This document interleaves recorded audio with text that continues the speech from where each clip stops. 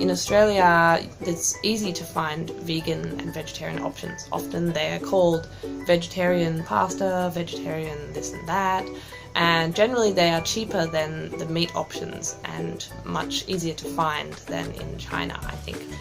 In Australia in general, there are many cafes that might even just offer vegetarian dishes or special vegan menus compared to China, and in China it's often more expensive to have vegan dishes because it's not so common and they might be Western.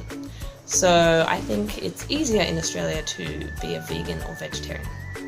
In India, there will be no problem for the vegetarians, as well as non-vegetarians can also get a lot of variety.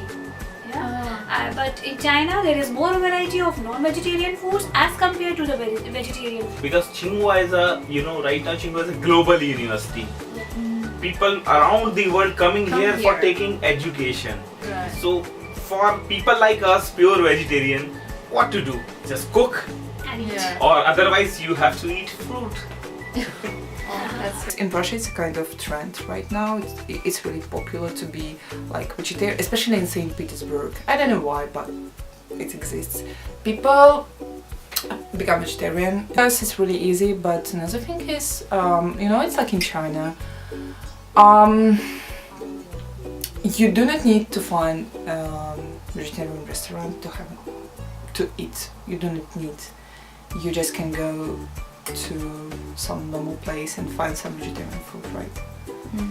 India is one of the countries that is known for their vegetarian diet, because it's woven into especially some of the Hindu traditions. In Africa, most of us grow up vegetarian. We only eat meat on special days. It's only now that when, because of the change in our social status, people then live in cities and then they don't have fields to cultivate and stuff like that. But I grew up in a village. We only ate meat like on New Year's Day or on some religious day. Overall, it's just different vegetables. That is changing.